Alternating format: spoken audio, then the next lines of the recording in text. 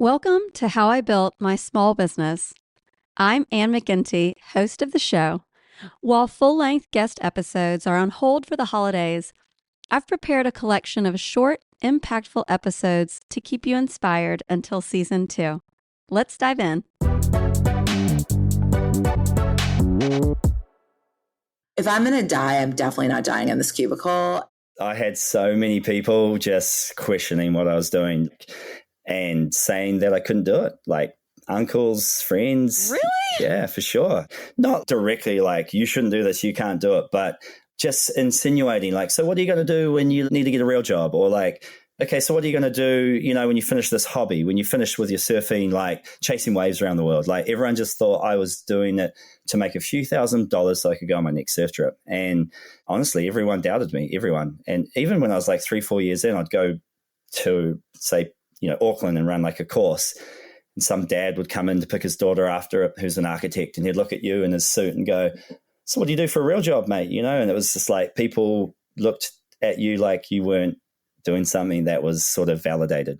To see the transition and to now walk into those beaches and people come up to you and be like, how is the Olympics now versus, so what do you do for a real job? Be more intentional about building community outside with other small business owners.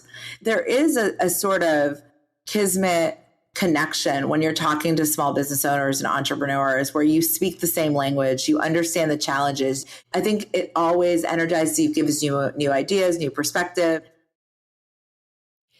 Your relationships really matter, really. Treating every relationship like gold is really important. So what I mean by that is really be proactive, show up, follow up, do the work, go the extra mile, the sort of colleague that everyone just likes to work with. People move on, right? They go to their next company and their next company and their next venture. And what they take with them are their relationships. It'll go by in a blink. Work your ass off. Take advantage of the opportunity if you have it, and do not allow apathy to creep in for very long. You just learn a lot. So it's just sponge.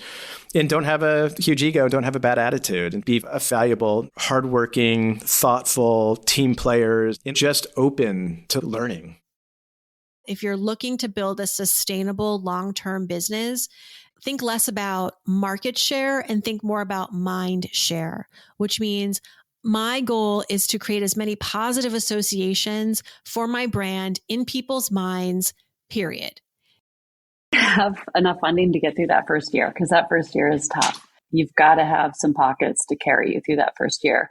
It costs more than you think it's going to cost. If your mind is not going to be settled and calm, you're going to make mistakes because you're going to do things out of desperation, and you don't want to put yourself in that position. If you don't have a year worth of expenses saved, I'd say the first thing, the most important thing you could do is to start early while you're working at a corporate.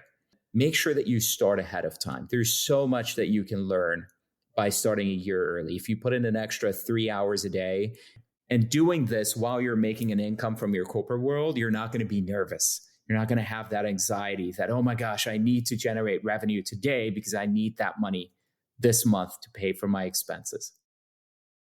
Ultimately, I do love it. And I think that's the key to running a successful business is you really do have to have passion for it and love it.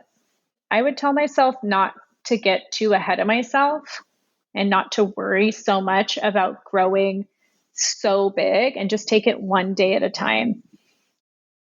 I think one of the most important things early on is to validate the idea before you jump all the way in. So, of course, you believe that your idea is awesome, but really you should start by validating it in any way possible. Join groups. I'm part of a couple different groups, a couple different mentoring programs that I just think talking to other people who are willing to share their advice and go back and forth, like even other designers, I think it can be such a collaborative environment. It doesn't have to be competitive. It can be community over competition.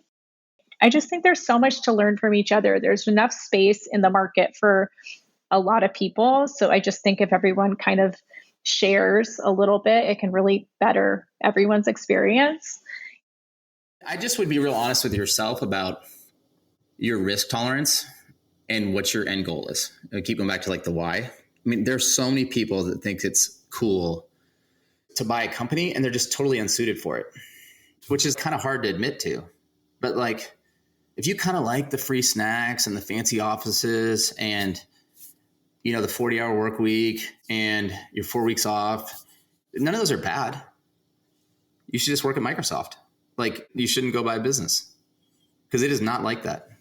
It is gnarly and scary and way more fulfilling in a lot of ways. But you're going from working at Google or McKinsey to trying to work at, you know, like a plumbing company. They're real different.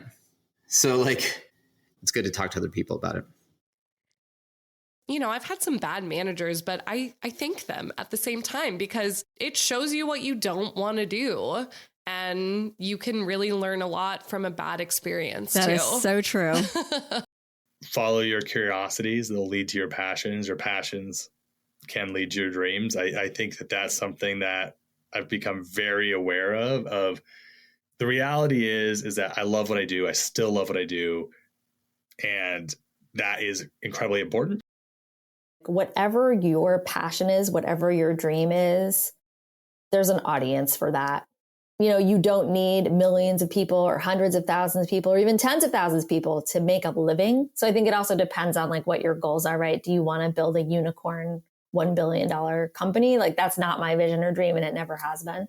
So it depends on what your dream is. But I always say that like anyone I work with, you know, there's enough to go around for everyone. And there's an audience for everyone. And there's a living to be made from anything that you want to do. It's just a matter of finding that fit, right, with your audience or product market fit. And one of the key aspects is to really have mission aligned, vision aligned partnerships and people. Reach out to people for help. Looking for business advice from anywhere. If you don't have anybody in your network of friends, there's a lot of opportunities out there. And so just keep your mind open. I learned not to look at the competition next door because then if you're always looking there, you're never moving forward.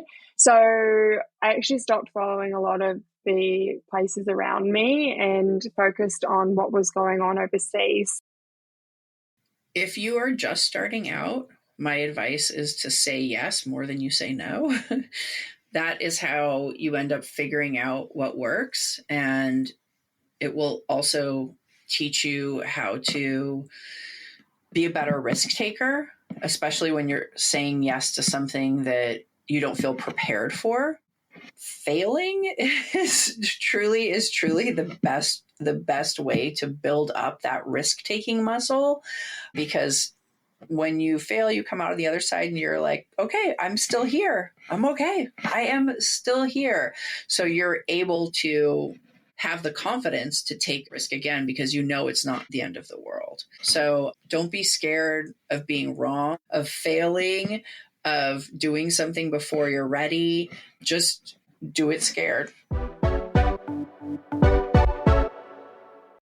Thanks for listening to this bite-sized episode of How I Built My Small Business. If you enjoyed it, share it with someone who might find it helpful, and don't forget to subscribe so you're ready when season 2 drops. As always, have a great day.